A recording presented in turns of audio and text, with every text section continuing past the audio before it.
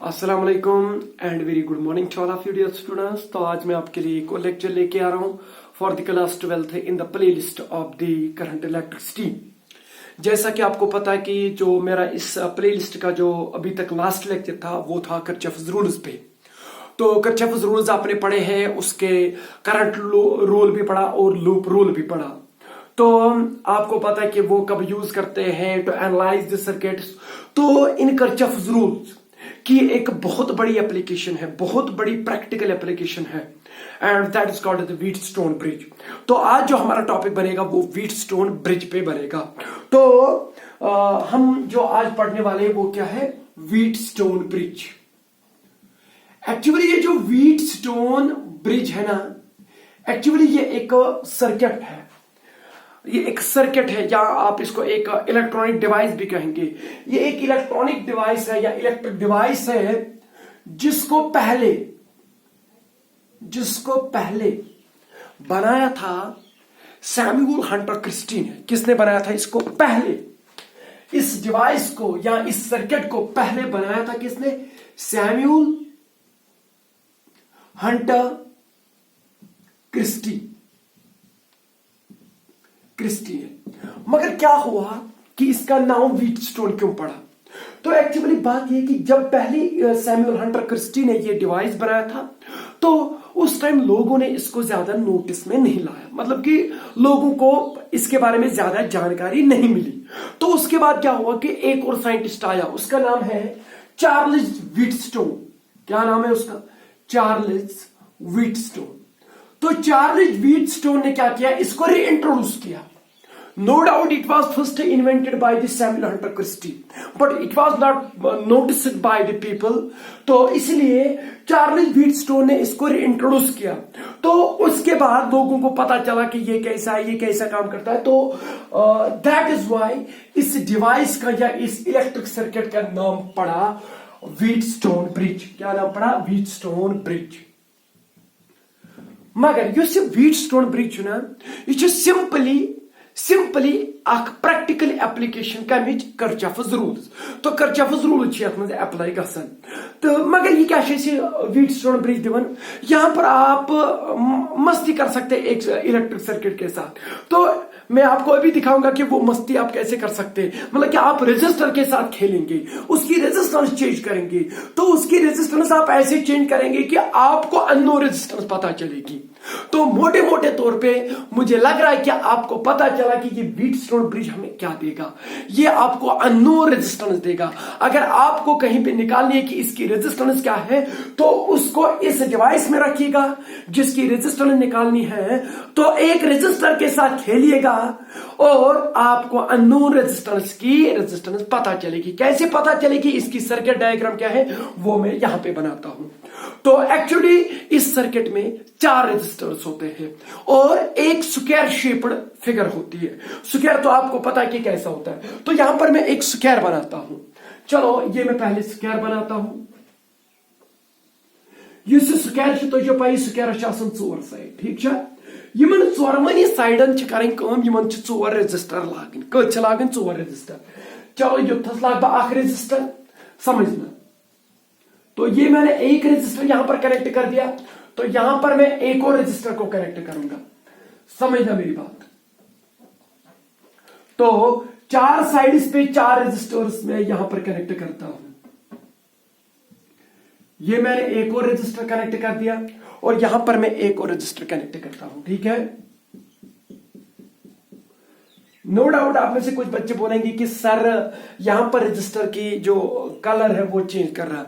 ये मैं बताऊंगा कि मैं कलर चेंज क्यों कर रहा हूं। तो 2 का मैंने रेड रखा, एक का मैंने ब्लू रखा और एक का मैंने ब्लैक रखा। समझना मेरी बात। ये जो ब्लू रजिस्टर है ना, सपोज इसकी रेजिस्टेंस R4 है। कितनी है? R4 इसकी रेजिस्टेंस है और हमें वो नहीं पता। मतलब कि जो R4 रेजिस्टर है it is an unknown register. तो इस R4 की रेजिस्टेंस मैंने निकालनी है, तो मैंने इसको इस इस सर्किट में अप्लाई किया। तो कैसे अप्लाई किया वो आपने देखा कि एक स्क्वायर शेप्ड मैंने यहां पर सर्किट बनाया, तो उसकी एक आर्म पे, उसकी एक साइड पे मैंने इसको कनेक्ट कर दिया। और ये जो ब्लैक वाला है ये भी मुझे पता है ये कितना है, ये दो जो है ये भी मुझे पता है। ओनली R4 रजिस्टर जो है वो मुझे अननोन रजिस्टर है, इसकी रजिस्टर निकालनी है। इसकी रजिस्टर निकालेंगे, देखिएगा कि कैसे किरचॉफ रूल यहां पर अप्लाई होते हैं। तो चलो, ये जो यहां पर पहले से ही रजिस्टर थे ये R1 रजिस्टर, R2 रजिस्टर, ये R1 रजिस्टर, तो ये R3 रजिस्टर। तो इसका मतलब ये कि 4 रजिस्टर, 4 कर मे कनेक्ट अकिस स्क्वायरस मन 4 साइडन पे। तो जो पाई अकिस स्क्वायरस डायगोनल, कस डायगोनल, डायगोनल। तो यहां पर मैं 2 डायगोनल्स को लेता हूं। तो आपको पता है कि एक यहां से यहां तक जाएगा एक डायगोनल, और दूसरा यहां से यहां तक जाएगा। तो क्या करता हूं मैं, जो वर्टिकल डायगोनल है उसको मैं कनेक्ट कर ही लेता हूं। देखिएगा ये मैंने यहां पर एक डायगोनल बना दिया, ठीक है, मतलब कि ये जो पॉइंट है इसके साथ मिला दिया। मगर ये जो वायर यहां पर है, यहां पर मैं एक चीज रखूंगा, उसको बोलते हैं गैल्वानोमीटर। क्या बोलते हैं उसको? गैल्वानोमीटर। आपने पढ़ा होगा गैल्वानोमीटर के मुतालिक, नो डाउट हमने आगे गैल्वानोमीटर बनाना है, मगर अभी मैं आपको बता दूं कि गैल्वानोमीटर क्या करता है। गैल्वानोमीटर एक ऐसा डिवाइस है, इलेक्ट्रिकल डिवाइस ऐसा है जो करंट को डिटेक्ट करता है। क्या करता है? करंट को डिटेक्ट करता है। इस आर्म में करंट है कि नहीं है वो गैल्वानोमीटर दिखाएगा। तो गैल्वानोमीटर की डिफ्लेक्ट, उसके पास एक सुई होती है इस प्रकार की। गैल्वानोमीटर कुछ इस तरीके का होता है, तो ये उसकी सुई होती है यहां पर। तो क्या होता है कि जब करंट होती है तो ये डिफ्लेक्ट करता है उस डायरेक्शन में, या इधर की तरफ या इधर की तरफ। ये एमीटर और वोल्टमीटर की तरह नहीं है। एमीटर और वोल्टमीटर जो है उनकी सुई 0 से स्टार्ट होती है, मतलब यहां से उनकी सुई स्टार्ट करती है, समझ में आया? डिफ्लेक्ट होती है यहां से। और जो गैल्वानोमीटर है इसकी सुई बीच से निकलती है, मतलब कि बीच में पहले होती है। तो जब आप इसको सर्किट में कनेक्ट करेंगे, अगर वहां पर करंट होगी तो चाहे यहां से करंट जा रही है चाहे वहां से करंट जा रही है, तो ये वो भी बता देगा कि किस डायरेक्शन में करंट है, क्योंकि ये उधर की तरफ डिफ्लेक्ट करेगा। बस इसकी डिफ्लेक्शन आपको ये बता रही है कि इस आर्म में करंट है कि नहीं है। तो इसका मतलब है कि गैल्वानोमीटर का उपयोग यहां पर इसलिए किया गया ताकि हमें पता चले कि इस आर्म में करंट जा रही है कि नहीं जा रही है। अगर गैल्वानोमीटर ने डिफ्लेक्शन दिखाई तो इस आर्म में करंट चल रही है। अगर गैल्वानोमीटर ने डिफ्लेक्शन नहीं दिखाई तो इसका मतलब कि या पर करंट पकड़ कहीं। सही छा? चलो कोर में आख यस वही में ये डायगोनल छो, या यस वही में ये आर्म छ यत में डायगोनल ये गैल्वानोमीटर कनेक्ट कोर आख इस वन गैल्वानोमीटर आर्म। तो अगर मैं इस फिगर का नाम दे दूं, चलो इसका नाम रखते हैं ए, इसके वर्टिसेस का नाम, इसका बी, इसका सी, इसका डी। ये जो मेरे पास ABCD स्क्वायर बन गया, जो DB डायगोनल बना, तो इस डायगोनल का नाम देते हैं हम यहां पर गैल्वानोमीटर आर्म। समझ में आया? तो ये जो यहां पर BD आर्म है इसको हम क्या बोलते हैं? इसको हम नाम देते हैं गैल्वानोमीटर आर्म। याद रखिएगा, गैल्वानोमीटर आर्म, क्योंकि इस आर्म में आप क्या करते हैं? इस आर्म में आप गैल्वानोमीटर कनेक्ट करते हैं। और गैल्वानोमीटर का काम क्या है? बस ये बताना कि यहां से करंट जा रही है कि नहीं जा रही है। तो अब एक और डायगोनल है, वो कौन सा डायगोनल है? AC डायगोनल, मतलब मैंने A को C के साथ कनेक्ट करना है। तो यहां पर हम क्या करते हैं कि करंट तब तक नहीं आएगी जब तक करंट का सोर्स ना होगा, आई मीन टू से बैटरी। तो इस AC डायगोनल, जो अब ये वाला डायगोनल बनेगा जिसमें वही कनेक्ट करंट ए करंट सी से कनेक्ट, तो एक और डायगोनल बनेगा। तो मैं उसको ऐसे कनेक्ट करूंगा ताकि आपको पता चले। देखिएगा कुछ में connect, I am going to connect A with C, यानी कि दिस इज अगेन डायगोनल, मगर मैं यहां पर इसको अलग से दिखाऊंगा। तो यहां पर इस डायगोनल को मैं एक बैटरी के साथ कनेक्ट करता हूं, ठीक है? तो ये AC कनेक्ट हो गया। नो डाउट मैंने यहां से दिखाना था तो वो थोड़ा कॉम्प्लिकेटेड फिगर बनती, तो इसलिए मैंने इसको यहां से दिखाया। आया समझ? क्योंकि now A is connected to which point? To C। तो it means that AC is another diagonal. मगर इस डायगोनल के थ्रू मैंने गैल्वेनोमीटर को कनेक्ट नहीं किया, यहां से मैंने बैटरी को कनेक्ट कर दिया। तो एक और डायगोनल जो बना कौन सा, AC।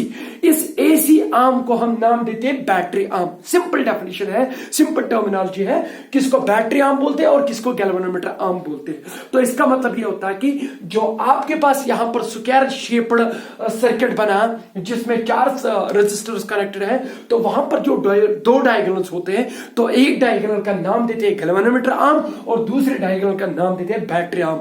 एज फार क्योंकि इनके थ्रू यही चीजें कनेक्टेड होती हैं। तो यहां पर मैं एक और चीज लिखी लेता हूं, वो है AC आर्म। जो AC आर्म है, AC आर्म, इसका नाम क्या देते हैं हम, इसका नाम देते हैं हम बैटरी आर्म। अब आपको पता चला कि आप क्या चीज बैटरी आर्म बनन तिकाज़े अपर कनेक्ट बैटरी करना। अब आपको पता है कि बैटरी आई तो करंट आ गया, ठीक है। और अब देखते हैं यहां पर क्या होगा। तो ये जो सर्किट बना, this is actually the circuit diagram of the Wheatstone bridge. यही है आपका व्हीटस्टोन ब्रिज। अब देखते हैं कि यहां पर क्या होने वाला है और हमें कैसे पता चलेगा कि इस R4 की क्या रेजिस्टेंस है। बिकॉज ये जो R4 यहां पर है, चलो मैं इसको रेड से मार्क करता हूं, ऐसे, तो ऐसे मैं दिखाऊंगा। चलो ये जो R4 रजिस्टर है इट इज अननोन, और ये जो R3 रजिस्टर है इसके साथ हम छेड़छाड़ कर सकते हैं। यानी कि हम R3 जो है यहां पर it is a variable resistor, इसकी रेजिस्टेंस चेंज कर सकते हैं। तो क्यों करेंगे, क्योंकि हमने करना पड़ेगा। आप बोलेंगे क्यों, वो आगे वीडियो में पता चलेगा कि हम R3 की रेजिस्टेंस चेंज क्यों करेंगे। क्योंकि हमने एक चीज निकालनी है, उसको बोलते हैं बैलेंस कंडीशन। याद रखना मेरी बात। बट ये जो R1 और R2 है, These are fixed resistors। इनकी रेजिस्टेंस हमें पहले से ही पता होती है कि इनकी कितनी है। क्योंकि कभी कभार क्या होता है कि अगर तो कहां रेजिस्टेंस पेवन छाड़ी तो गोड़ पता कुछ न्यू, तो उनको कुछ मैनिपुलेशन करके आप उसकी रेजिस्टेंस निकाल सकते हैं। समझ में आया। तो सेम हैपन्स हियर। यहां पर इसकी रेजिस्टेंस मुझे पता है, ये मेरे पास फिक्स्ड है, मतलब कि मसाला ये तैयार है। यहां पर इसकी रेजिस्टेंस पता, इसकी रेजिस्टेंस पता, इसकी भी पता, क्योंकि इसकी भी मैं चेंज कर सकता हूं। और इसके साथ में खेलूंगा, इसके साथ में इसकी रेजिस्टेंस में चेंज करूंगा। इस प्रकार से मुझे यह पता चलेगा कि R4 की रेजिस्टेंस क्या है। तो इसका मतलब कि मोटे मोटे तौर पे ये जो व्हीटस्टोन ब्रिज है, ये आपको किरचॉफ रूल्स की प्रैक्टिकल एप्लीकेशन, यानी कि उनको अप्लाई करने के बाद आप एक अननोन रेजिस्टेंस निकाल सकते हैं। कोई वायर है, आपने उसकी रेजिस्टेंस निकालनी, तो आप व्हीटस्टोन ब्रिज का उपयोग करके उसकी रेजिस्टेंस निकाल सकते हैं, मगर ऐसे ही करना, ठीक है। चलो आगे चलते हैं। अब यहां पर किरचॉफ रूल्स अप्लाई करते हैं। तो किरचॉफ के कितने रूल है, 2 रूल है। एक है जंक्शन रूल और दूसरा है लूप रूल। और जंक्शन रूल आपको पता है, जब तक जंक्शन नहीं बनेगा तब तक जंक्शन रूल अप्लाई नहीं होगा। और लूप रूल, जब तक एक लूप नहीं बनेगा, क्लोज्ड सर्किट नहीं बनेगा, तब तक लूप रूल भी अप्लाई नहीं होगा। माशाल्लाह यहां पर आपको 2 लूप्स दिख रहे हैं। ये एक सर्किट है, कंप्लीट सर्किट, यानी कि ADBA। समझ में आया। ए से निकल के ए तक पहुंचा, तो एक लूप बन गया और दूसरा लूप ये बन गया DCBD। समझ में आया। तो ये एक और लूप बन गया। तो यहां पर मेरे पास कितने लूप है, 2 लूप है। तो यानी कि 2 बार हम लूप रूल अप्लाई कर सकते हैं। तो यहां पर आपको, मुझे लग रहा है कि यहां पर ये जो है इट्स अ जंक्शन, तो जंक्शन रूल आप यूज कर सकते हैं। बिकॉज यहां से जो करंट आएगी उसको इस पॉइंट पे सोचना पड़ेगा कि मैं यहां से जाऊं वहां से जाऊं। तो जो एक ऐसा पॉइंट होगा जहां पर करंट डिस्ट्रीब्यूट हो सकती है, तो उस पॉइंट का नाम देते हैं जंक्शन, ठीक है। तो देखते हैं यहां पर हम किरचॉफ रूल्स को अप्लाई कैसे करेंगे, मगर उससे पहले हम R3 के साथ छेड़छाड़ कर सकते हैं। चलो अब यहां से, चलो ये जो बैटरी है, ये बैटरी है, यहां से करंट आ गई। मैंने आपको पहले ही बोला था, फिर से रिमाइंड कर रहा हूं आपको कि हम हमेशा, नो डाउट हमें पता है कि करंट यहां से आ रही है, इलेक्ट्रॉनिक करंट, मगर मैंने आपको बोला कि जब भी आप सर्किट्स को एनालाइज करेंगे, सर्किट्स के साथ डील करेंगे, आपको हमेशा कौन सी करंट लेनी पड़ेगी, कन्वेंशनल करंट। ये मैंने आपको पहले ही लेक्चर में बोला था। तो करंट यहां से आ रही है, कितनी आई, तो यहां से आई, ये तो जंक्शन बनेगा ही नहीं। क्यों, क्योंकि यहां से जब करंट आई उसको जाना ही पड़ेगा यहां से, यहां सोचेगी नहीं वो कि मैं कहां से जाऊं, ठीक है। तो इसका मतलब यहां से करंट आई, तो अगर यहां से करंट आई तो यहां वापस कितनी आनी चाहिए, आई, because of the law of conservation of charge, ठीक है। बहुत अच्छा। तो करंट आ गई, तो जब यहां से निकली जब यहां पहुंची तो अब आपको पता है कि यहां से what is going to happen. यहां पर क्या होगा, यहां पर करंट डिस्ट्रीब्यूट हो जाएगी, कुछ करंट यहां से जाएगी, कुछ करंट यहां से जाएगी। ठीक है, चलो अब आपको पता है कि यहां से करंट और यहां से करंट बिल्कुल भी नहीं आएगी, क्योंकि करंट अगर एक पॉइंट से आ रही है तो अगर किसी रास्ते पे मिल रही है, 2-3 करंट मिल रही है, तो एक रास्ता ऐसा होना चाहिए जहां से वो निकले, क्योंकि अगर वो वहां पर आ ही रही है तो जा कहां रही है, मतलब कि वहां पर law of conservation of charge fail होगा। तो दैट इज वाई आपको पता है कि जंक्शन रूल यहां पर अप्लाई होगा। योड़ का सा करंट आई हुआ आई करंट, तो जब ये यहां पहुंची तो आह करंट रहा यहां पर, चलो यहां पर जो रेजिस्टर R2, चलो अपर ड्राई करंट I2, हमें नहीं पता कितनी, चलो हम मानते हैं कि I2 current flows through resistor R2, और यहां से एक और रेजिस्टर R1, चलो यहां पर ड्राई करंट I1।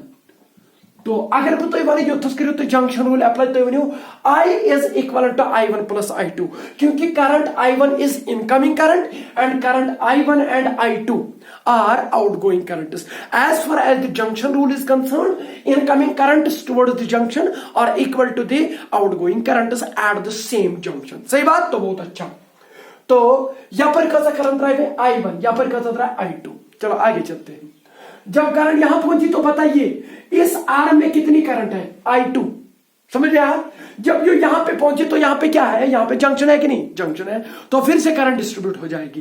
तो चलो मैं मानता हूं कि यहां से कुछ करंट चली, तो कितनी चली, चलो उसका नाम देते हैं IG।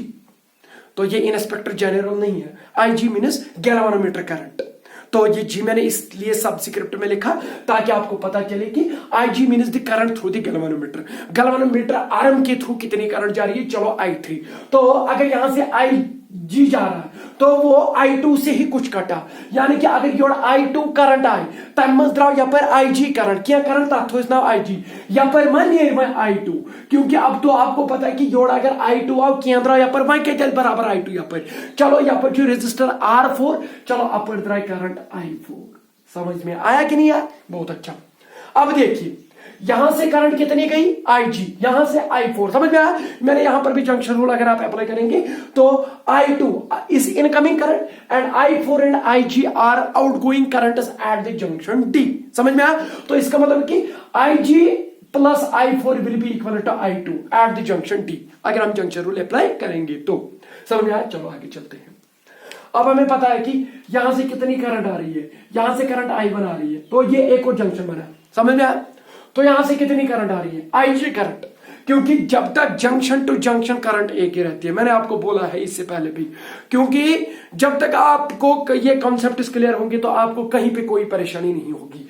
तो यहां से अगर करंट IG आ रही है तो ये तब तक IG रहेगी जब तक एक और जंक्शन आ जाएगा। तो यहां से करंट IG जा रही है, तो चाहे इसमें रेजिस्टर लगा हो, क्या लगा हो, तो या 2-3 बैटरियां ही क्यों ना कनेक्टेड हो, तो इस आर्म में यहां से यहां तक बराबर करंट IG ही रहेगी। तो यहां से कितनी करंट आ रही है IG, तो यहां से करंट कितनी आ रही है, चलो मैं इधर भी दिखाता हूं IG, तो यहां से I1, तो IG और I1 आ रही है टुवर्ड्स द पॉइंट B या टुवर्ड्स द जंक्शन B, तो R3 के थ्रू। चलो अब मैं मानता हूं कि यहां से कितनी करंट जाएगी, आप बोलेंगे कि सर वो R1 नहीं होगा, उसमें R3 महीने, तो यहां सॉरी I1 का करंट आई पर योड़ा IG करंट यम आई पर यमन नुन तब मतलब गो जुस R3 रेजिस्टर छो अपर नेरना IG करंट, अपर नेरना I1 करंट, अपर नेर I1 प्लस IG करंट, समझ में आया। ठीक है, याव योरे यम रलन दोनों तीन नेर यहां पर, समझ में आया। तो that will not be equal to IG and that will not be equal to I1, that will be clearly as far as the junction rule is concerned, that will be clearly equal to IG plus I1।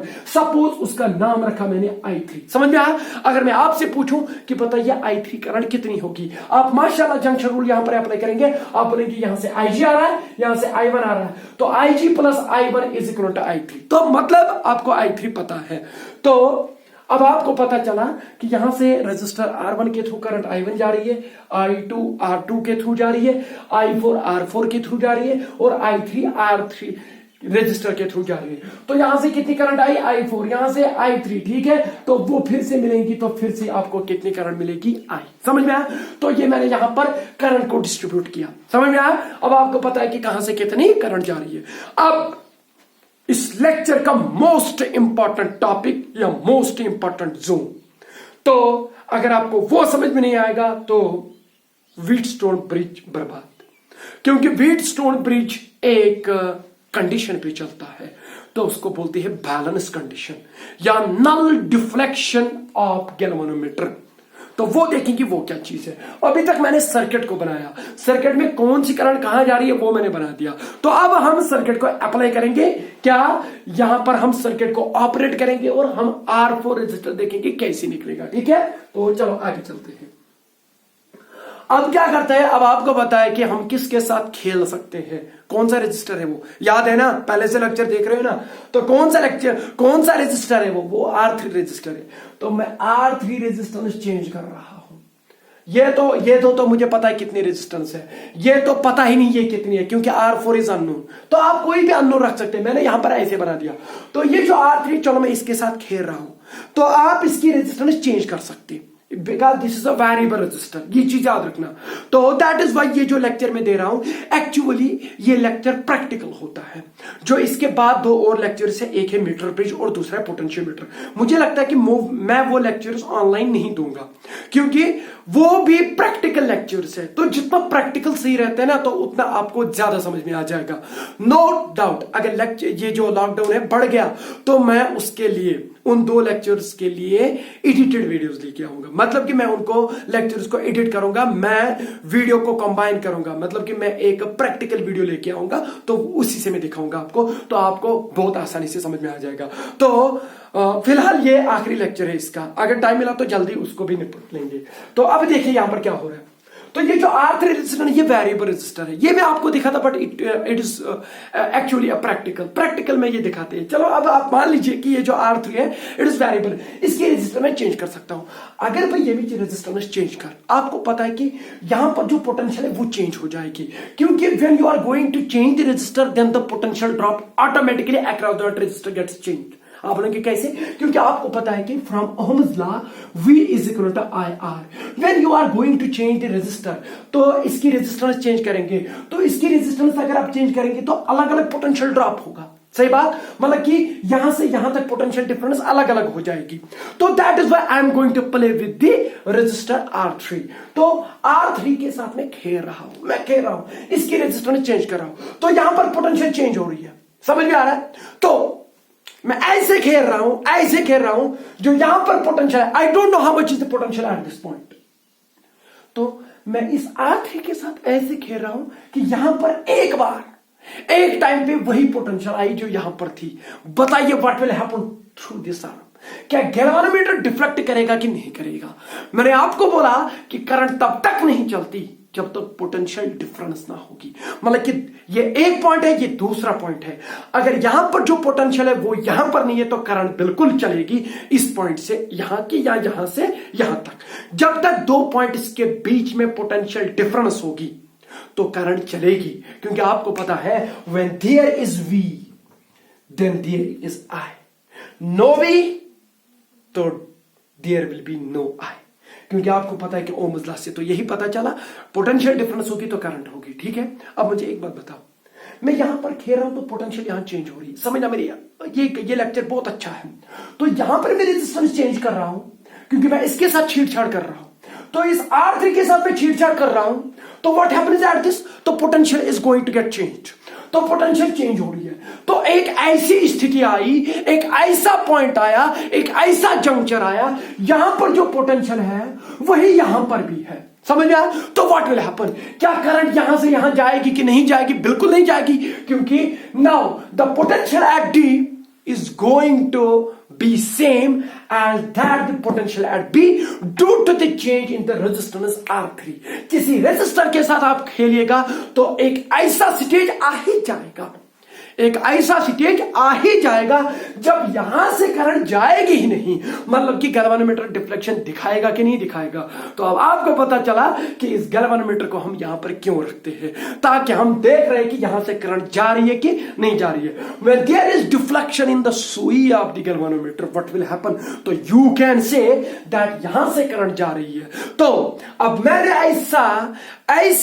इस तरीके से मैंने R3 के साथ खेला, तो जो यहां पर पोटेंशियल है वही यहां पर भी बनी, तो उससे क्या हो गया, उससे यहां से करंट जाएगी कि नहीं जाएगी, नहीं जाएगी। मगर मैं R4 के साथ नहीं कह रहा हूं क्योंकि मुझे R4 को जैसा है वैसा होना चाहिए और मुझे वो पता चलना चाहिए कि वो कितना था, ठीक है। तो इसलिए I am not going to play with R4, no need to disturb this R4, you can disturb yourself to assess other things. समझ में आया? तो मैं R3 के साथ खेल रहा हूं ताकि मैं R4 को निकाल के लाऊं। तो R3 के साथ मैंने ऐसे खेला कि जो पोटेंशियल यहां पर है वही यहां पर है। Now you know very well what does this mean? This means that the current through the galvanometer will be zero because there will be no deflection because current flows only when there is a potential difference. When there is no any potential difference then don't think about the current, ठीक है। बहुत अच्छा। तो अब इसी condition को जो मैंने अभी तक बनाई, क्या बनाई कि करंट यहां से नहीं जा रही है, तो वो किसकी वजह से हुआ कि मैंने यहां पर एक वेरिएबल रेजिस्टर रखा था, उसकी रेजिस्टर में चेंज किया। मैं देखा सिंपल है, जब आप इसको प्रैक्टिकल में देखेंगे आप देखेंगे कि हम रेजिस्टर को चेंज करेंगे, हमें पता कि यहां पर डिफ्लेक्शन आ रही है, तो हम रेजिस्टर को ऐसे चेंज करेंगे कि डिफ्लेक्शन कम होती जाए, कम होती जाए, कम होती जाए। हम रेजिस्टेंस ऐसा रखेंगे यहां पर कि डिफ्लेक्शन नहीं हो, तो आपकी बैलेंस कंडीशन है। This is called the balance condition. What is the balancing condition for the Wheatstone bridge? And the balancing condition for the Wheatstone bridge is that the current through the galvanometer must be zero. This means in other way we can say that galvanometer shows null deflection. जब galvanometer deflection नहीं दिखाएगा वही है balancing condition for the Wheatstone bridge. तो यहां पर मैं लिखता हूं balancing condition। जो बैलेंसिंग कंडीशन यहां पर बनेगी for Wheatstone bridge, what will be that thing? बताइए बैलेंसिंग कंडीशन क्या बनेगी? वो ये होगी कि गैल्वेनोमीटर डिफ्लेक्शन ना दिखाए, मतलब कि that will be null deflection of galvanometer कोई डिफ्लेक्शन ना दिखाए। तो ये इसका मतलब यह है कि अगर बैलेंसिंग कंडीशन यह है कि ये डिफ्लेक्शन ना दिखाए, वो देखेंगे वो क्या होगा। तो अब आपको पता है कि इसने करंट डिफ्लेक्शन नहीं दिखाई, वो किस वजह से नहीं दिखाई? क्योंकि हमने इस R3 के साथ यहां पर खेला, तो जब यहां से करंट नहीं जाएगी तो गैल्वेनोमीटर शोज नो डिफ्लेक्शन, तो इसका मतलब कि IG इज इक्विवेलेंट टू 0। अब आप किरचॉफ्स रूल्स अप्लाई करिएगा। मैंने बोला था कि हम यहां पर किरचॉफ्स रूल्स अप्लाई करेंगे। इट इज एक्चुअली ये जो व्हीटस्टोन ब्रिज है, ये मैंने पहले ही बोला कि it is the practical application of Kirchhoff's rules. तो किरचॉफ्स रूल्स तब तक अप्लाई नहीं करना जब तक आप पहले इसको बैलेंस ना करें। तो बैलेंस का मतलब यह है कि व्हीटस्टोन ब्रिज को बैलेंस करने का मतलब यह है कि इसके तो जो गैल्वेनोमीटर आर्म है वहां से करंट कितनी होनी चाहिए? 0। तो वो कैसे 0 हो रही है वो मैंने बता दिया कि वो 0 आप कैसे बना सकते हैं, जब आप R3 के साथ खेल सकते हैं। या आप R1 को ले लीजिए, इसको कांस्टेंट रखिएगा, इसके साथ खेलिएगा या इसके साथ खेलेगा, तो एक ऐसा स्टेज आएगा कि जब IG 0 होगा। एंड याद रखिएगा when IG is equal to 0 this is called the balance condition for Wheatstone bridge. अब मैंने व्हीटस्टोन ब्रिज को क्या किया? बैलेंस किया। अब देखेंगे यहां से करंट जा रही है कि नहीं जा रही है? बिल्कुल नहीं जा रही है। तो इसका मतलब यह है कि IG इज इक्वल टू 0। अब यहां पर क्या है? यहां पर भी लूप है, यहां पर भी लूप है। तो अब आपको पता है कि आप यहां पर लूप रूल अप्लाई कर सकते हैं। तो लूप रूल अप्लाई करना आता है आपको, तो आपकी मर्जी, आप कैसे ट्रैवर्स करेंगे, क्लॉकवाइज या एंटी क्लॉकवाइज, मेरी मर्जी। तो चलो यहां से करंट इधर की तरफ जा रही है तो मैं ऐसे ट्रैवर्स करूंगा, तो यहां से करंट इधर जा रही है तो मैं इस लूप में ऐसे ट्रैवर्स करूंगा। मतलब कि in both the loops I am going to traverse in the clockwise fashion. तो मैं क्लॉकवाइज में चलूंगा, ठीक है। तो आगे देखिएगा, तो अब अप्लाई क्या करेंगे? Loop rule. लूप रूल कब अप्लाई करना? पहले बैलेंस करना है व्हीटस्टोन ब्रिज को। तो अप्लाइंग लूप रूल, चलो इसका नाम रखते हैं लूप रूल। तो कौन सा लूप है? लूप रूल लूप को अप्लाई होगा। तो कौन सा लूप है? ADB। ADB is not loop, क्योंकि A connected to D connected to B। तो this does not mean that B is connected to A। आपको पता है कि क्लोज्ड होना चाहिए, तो दैट इज वाई हम लूप इसको बोलेंगे ADBA। This is loop, but ADB is not a loop, क्योंकि आपने इनिशियल से लेके बराबर फाइनल भी इनिशियल ही होना चाहिए, तब जाके आप लूप बोल सकते हैं। मैंने आपको बोला कि लूप क्लोज्ड पाथ को बोलते हैं। तो ADBA। तो मैं किस लूप को अप्लाई करूंगा, ये ADBA। तो करिएगा लूप रूल। आपको पता है कि लूप रूल में हम कैसे चलते हैं। तो करंट यहां से यहां जा रही है, तो इसका मतलब फिर से बता रहा हूं, तो हम अपनी सहूलियत के लिए, आपको पता है करंट कहां से कहां जा रही है, higher potential to lower potential, तो इसका रखेंगे नाम प्लस, इसका माइनस, ये higher potential to lower potential, ठीक है। तो यहां पर करंट इधर की तरफ जा रही है, तो ये होना चाहिए हायर पोटेंशियल, ये होना चाहिए लोअर पोटेंशियल। चलो पहले यही नाम देते हैं। तो यहां से करंट इधर जा रही है, तो ये होगा हायर पोटेंशियल, ये होगा लोअर पोटेंशियल, क्योंकि आपको पता है करंट जा रही है higher potential to lower potential. तो यहां पर करंट कहां से जा रही है, इधर, तो ये बनेगा आपका हायर पोटेंशियल, ये बनेगा आपका लोअर पोटेंशियल। समझ में आया? ये मैंने इससे पहले भी बोला है कि ये पॉजिटिव नेगेटिव नहीं है, ये मैं हायर और लोअर को इंडिकेट कर रहा हूं अपनी सिंप्लिसिटी के लिए, ठीक है। बहुत अच्छा, चलो आगे चलते हैं। तो इसको सिंपलीफाई करने के लिए मैं ये चीज करता हूं। तो अब चलो ए से स्टार्ट करेगा, मगर आपने कैसे चलना है, क्लॉकवाइज। तो ए से लेके डी की तरफ जाएंगे पहले, तो ए से लेके डी की तरफ, तो रजिस्टर आ गया कितना, R2। तो बताइए आप किधर की तरफ चल रहे हैं, हायर टू लोअर। याद है हमने ये देखना है कि हम किधर की तरफ जा रहे हैं, आगे फोकस करिएगा, पीछे मत देखिए कहां से आए, ये देखिए किधर की तरफ जा रहे हैं। तो हायर टू लोअर, किधर की तरफ जा रहे हैं, लोअर की तरफ, तो माइनस लिखना पड़ेगा, लोअर की तरफ, सॉरी माइनस की तरफ, ठीक है। तो मैं माइनस लिखता हूं लोअर की तरफ। तो कितना पोटेंशियल ड्रॉप होता है रेजिस्टर के थ्रू, IR। तो करंट कितनी है, I2, और रेजिस्टर कितना है, R2, ठीक है, माइनस I2 R2। चलेगी। आपको पता है कि गैल्वेनोमीटर की यहां से जो इसकी रेजिस्टेंस है वो नेग्लिजिबल होती है, तो इसका मतलब कि यहां से पोटेंशियल ड्रॉप नहीं होगा। या अब आपको ये भी पता है कि यहां से इस पॉइंट को इसके साथ हम कनेक्ट कर सकते हैं, नो प्रॉब्लम एट ऑल, क्योंकि दोनों सेम पोटेंशियल पे है, तो कनेक्ट कर सकते हैं या जुदा भी कर सकते हैं, आपकी मर्जी। पहले ही बोल चुका हूं पहले लेक्चर्स में जब रेजिस्टेंस पढ़ा रहा था। तो यहां से आ रही, तो कोई ड्रॉप नहीं हुआ, क्योंकि this is at the same potential, तो there will be no drop. तो when there is a drop then there will be different potential at the different points, two points। जो यहाँ पर पोटेंशियल होगी वही यहाँ पर है, तो नो पोटेंशियल ड्रॉप। समझ में आया? अब यहाँ पर चलते इधर की तरफ चलना है, तो हम जा रहे हैं इधर की ओर। तो करंट यहाँ से कितनी आ रही है, I1, याद रखिएगा। तो हम जा रहे हैं इधर की ओर, देखिए किधर की ओर जा रही है, माइनस टू प्लस, मतलब लोअर पोटेंशियल टू हायर, किधर की तरफ, हायर तो प्लस, हायर पोटेंशियल की ओर जा रहे हैं। तो बताइए पोटेंशियल ड्रॉप कितना होगा। तो यहां से करंट जा रही है I1 और रेजिस्टेंस से R1, तो पोटेंशियल ड्रॉप होता है IR, तो ये होगा I1 R1, ठीक है। तो minus I2 R2 plus I1 R1, तो हम फिर से यहां पहुंचे, तो ये कितना होना चाहिए, एज पर लूप रूल 0। तो यहां से आपको पता चलेगा कि I1 R1 is equal to I2 R2, ठीक है। तो यहां से आप एक चीज निकाल सकते हैं, वो है I1 बटे I2। तो I1 बटे I2 will be equivalent to, बताइए किसके बराबर होगा, I1 बटे I2, तो ये होगा R2 बटे R1। तो कुछ नहीं किया मैंने, यहां पर इसको सिंपलीफाई किया, R2 बटे R1, इसको पैक करिएगा, ठीक है।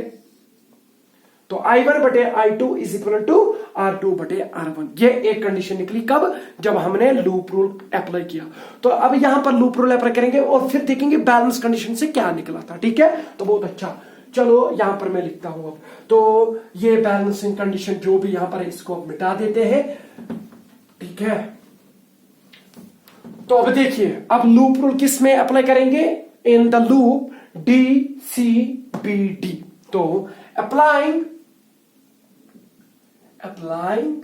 लूप रूल यानी कि किरचॉफ्स रूल्स की एप्लीकेशन दिखा रहा हूं, क्योंकि मैंने पहले ही बोला आपको। तो अप्लाइंग लूप रूल, अप्लाइंग नहीं है, अप्लाइंग लूप रूल टू किस लूप को, DCBD। तो बताइएगा, आपको सब पता है यहां पर। तो कैसे चलेंगे, हम चलेंगे इन द क्लॉकवाइज फैशन। तो डी से स्टार्ट करेंगे, तो इधर की तरफ जा रही है, तो यहां से करंट I4, मगर हम जा रहे हैं from higher potential to lower potential, किधर की तरफ, लोअर, तो माइनस आ जाएगा टू लोअर।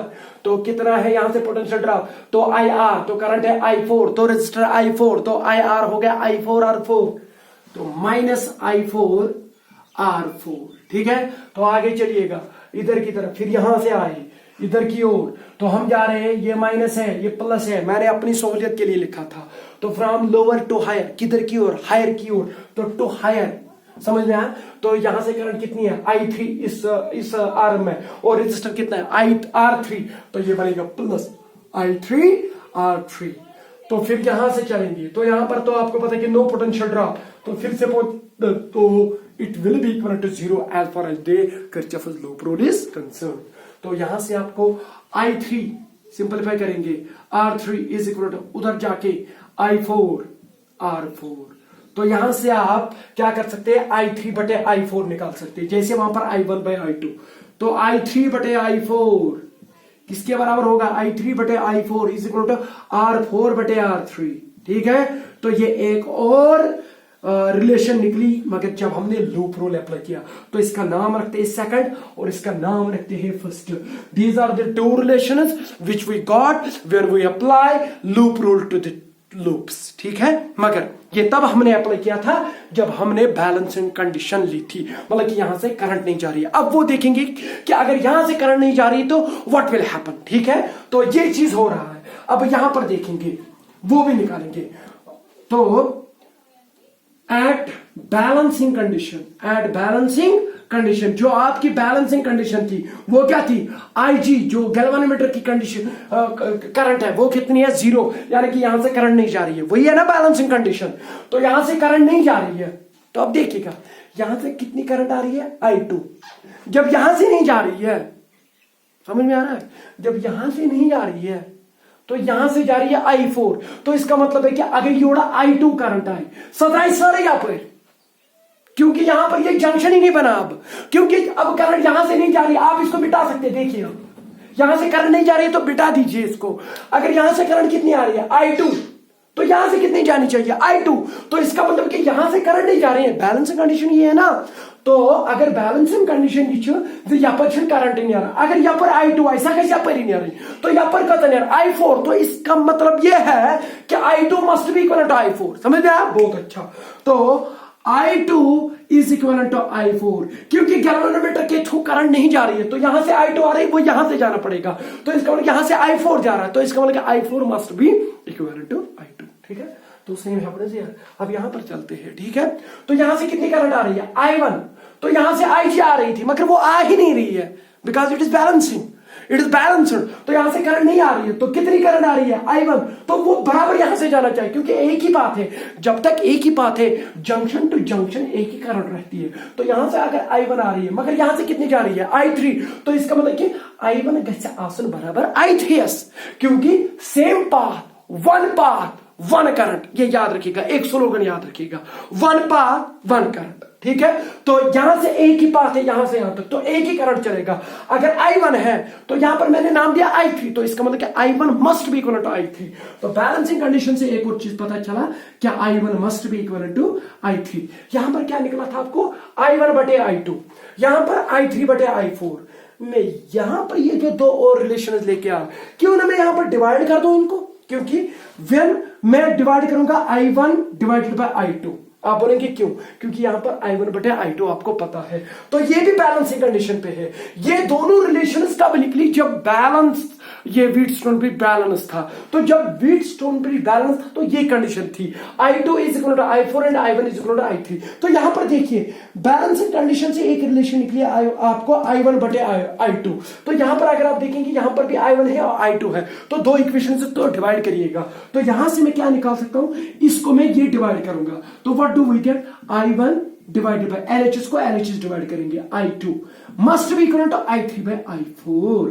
तो ये इक्वेशन बनी कि I1 by I2 is equal to I3 by I4। देखेगा मैं यहीं पे इसको कंक्लूड करूंगा, I1 by I2 is equal to I3 by I4, balancing condition से निकली। तो I1 बाय I2 किसके बराबर है, I1 बाय I2 है R2 बाय R1। कितना है, R2 बाय R1। तो लिख लेते हैं, इधर मैं लिखता हूं, यहां पर बनेगा, ध्यान से देख लीजिए, देखिए ध्यान दे दीजिएगा। तो I1 by I2 is equal to I3 by I4 यहां से निकला, क्योंकि मैंने इसको डिवाइड किया, अरे दो इक्वेशन है, इसको मैंने यहां पर डिवाइड किया एक को दूसरे के साथ। ठीक है, तो यहां से क्या निकला, I1 बाय I2।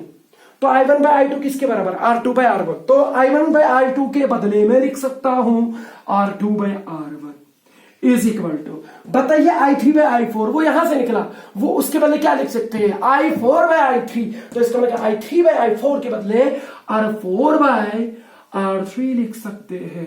तो ये अगेन आपको बैलेंसिंग कंडीशन मिल रही है, मगर in terms of the resistors, समझ में आया। तो जब ये जब ये बैलेंस हो गया, मतलब कि आपने यहां से करंट जीरो बनानी है, तो तब आप ये कह सकते हैं कि ये चीज होगा। अगर ये चीज हो रहा है तो तब आप ये कह सकते हैं कि यहां से करंट नहीं आ रही है। कशिर पढ़ वालों मैन वालों मतलब ये छो, अगर ये चल रहा हो यानी कि R2 बटा R1 ये बटा जितना बराबर ये बटा यह, यानी कि R2 बटे R1 is equal to R4 बटे R3। अगर ऐसी स्थिति आई तो इसका मतलब ये कि यपर में करंट गसन, अगर नहीं यपर करंट गसन तेल ये बटा ये आया समझ। जब ये होगा, मैं कन्वर्स बोल रहा हूं in terms of the mathematics, अगर this divide by this is equal to this divide by this, तो इसका मतलब ये कि यहां से करंट जीरो जा रही है। अब अगर करंट यहां से जीरो जा रही है तो देन ये पता है आपको कि this must be this divided by this must be equal to this divide by this. समझ में आया? तो ये है आपके लिए रिलेशन। आप बोलेंगे कि सर हमें तो R4 निकालना चाहिए था, हमें R4 कहां निकल रहा है? तो देखिए ये R4 है ना, देखिए अब यही है आपका आंसर जो आपने रिलेशन निकालनी थी।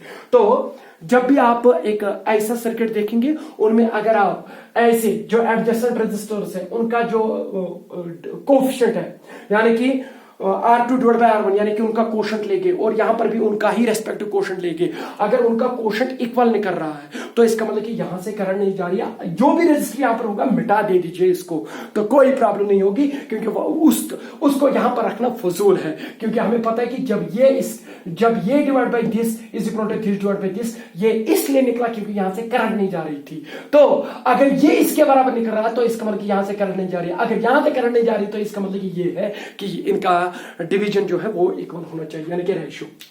तो अब देखिएगा हमें क्या निकालना है, R4। मैंने R4 के साथ कोई छेड़छाड़ की नहीं।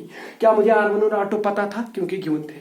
क्या R3 मुझे पता है कि मैंने कहां तक लिया था? क्योंकि इसके साथ मैं खेल रहा था। तो इसका मतलब कि मुझे R1 भी पता, R3 भी पता, R2 भी पता, तो मुझे पता R4 चल गया। क्योंकि R4 अगर आप देखेंगे, R4 यहां से आपको जो अननोन है वो किसके बराबर निकलेगा, R2 बटे R1 इंटू R3।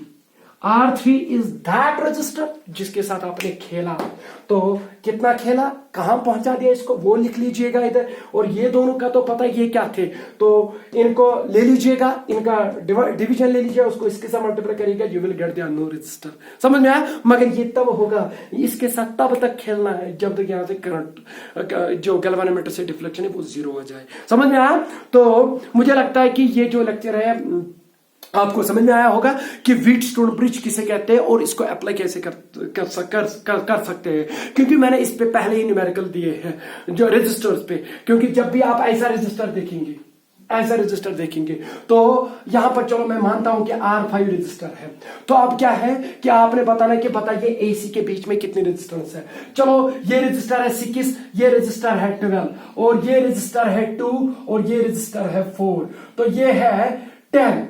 तो बताइए कितनी रेजिस्टेंस होगी। आप देखिएगा कहीं ये बैलेंसिंग कंडीशन तो नहीं है। बैलेंसिंग कंडीशन ये कि इनका जो ये डिवीजन है वो इसके बराबर होना चाहिए। 6 डिवाइड बाय 12 कितना हो गया, 1 डिवाइड बाय 2, 6 1 6 2 12। तो 2 डिवाइड बाय 4 कितना हो गया, 1 डिवाइड बाय 2, 2 1 2 2 और 4। तो इसका मतलब कि यहाँ पर ये कंडीशन हो रही है। तो जो 10 ओम वाला रेजिस्टर यहाँ पर है उसका मिटा दे दीजिए, वो फजूल लगा हुआ है। तो इसका मतलब है कि ये दो रेजिस्टर अब सीरीज में है, ये दो भी सीरीज में, वो पैरेलल में, तो आपको रजिस्टर निकल ही जाएगी। समझ में आया? तो ये चीज आप अप्लाई करिएगा कि सर ने कैसे यहां पर अप्लाई किया। मगर जब भी आप ऐसी स्थिति देखेंगे तब जाके आप अप्लाई करेंगे। हाँ, अगर अब ऐसी स्थिति है कि यहां पर रेशियो सेम नहीं निकल रहा तो इसको सॉल्व कैसे करेंगे, तो वो भी मैंने आपको बोला है कि अगर अब इन दो के अक्रॉस आपने नेट रजिस्टर निकालनी तो स्टार डेल्टा ट्रांसफॉर्मेशन यूज करिएगा। समझ में आया? तो जब व्हीटस्टोन ब्रिज भी फेल हो रहा है तो स्टार डेल्टा ट्रांसफॉर्मेशन यूज करेगा, you will get the resistance between the A and C। समझ में आया? तो मुझे लगता है आज के लिए इतना काफी। थैंक यू, शुक्रिया। मगर इससे पहले मैं आपको एक और बात बता दूं, मैं चाहता हूं कि मैं यहां पर अब 2 लेक्चर बने हैं, मतलब कि वो एक ही लेक्चर होगा। वो कुछ नहीं है, वो व्हीटस्टोन ब्रिज की प्रैक्टिकल एप्लीकेशन है। एक को बोलते हैं मीटर ब्रिज और दूसरे को बोलते हैं पोटेंशियोमीटर। दोनों प्रैक्टिकल है आपको, मतलब कि जो आपकी प्रैक्टिकल नोटबुक है, जो आपने बोर्ड ने आपको प्रैक्टिकल दिए है, उसमें वो दोनों प्रैक्टिकल्स है। इवन व्हीटस्टोन ब्रिज भी है। तो व्हीटस्टोन ब्रिज मैंने पढ़ा दिया, तो वहां पर अब यही अप्लाई करना है। तो आप खुद देखिएगा, मैं वो दिखाता, वो अच्छा लगता है यहां पर, मतलब कि मगर जब वो प्रैक्टिकल होता है इधर, तो मैं कोशिश करता हूं, मैं वेट करूंगा। अगर लॉकडाउन खुल गया तो मैं आपको वो प्रैक्टिकली दिखाऊंगा। तो अगर नहीं खुला तो मैं उसके लिए एडिटेड वीडियो बनाऊंगा, क्योंकि मैं उसके लिए एनिमेटेड वीडियो बनाऊंगा ताकि आपको पता चले कि सर ने क्या कैसे यूज किया। नो डाउट वो आपको क्वेश्चन भी आता है आर्गेटिक भी as far as the board exams are concern, मगर अब वो कुछ नहीं है, that is a cake walk, क्योंकि अब आपको सब पता है। तो मैं इंशाल्लाह कोशिश करूंगा कि कल से मैं अगर ये 2 और लेक्चर्स में बना दिया तो मैं उसके बदले अब एक और कल से तो लेक्चर्स मैग्नेटिज्म के आ ही जाएंगे आपको, तो कभी 2 भी लेक्चर आ जाएंगे, क्योंकि उसमें जो टाइम है वो बहुत कम है, किसी का 15 मिनट का लेक्चर है, तो इसलिए मैं कभी कभी 2 लेक्चर भी भेज दूंगा। वो बस 10-12 लेक्चर्स है, वो 5-6 दिन में क्लियर हो जाएगा, मतलब कि आपका एक और चैप्टर बाय एंडिंग में आपका एक और चैप्टर कंप्लीट हो जाएगा मैग्नेटिज्म का, मैग्नेटिक इफेक्ट सब कर रहे हैं। तो उसके बाद एक और चैप्टर पढ़ना है, तो 2 और चैप्टर पढ़ने हैं, तो बाय एंडिंग मैंने आपको बोला कि जुलाई आपका एक पेपर कंप्लीट हो जाएगा। तो इंशाल्लाह दुआ आप भी करिएगा कि हम सब ठीक रहे, ठीक है। तो दीजिए मुझे इजाजत, आज के लिए इतना ही काफी। थैंक यू, शुक्रिया।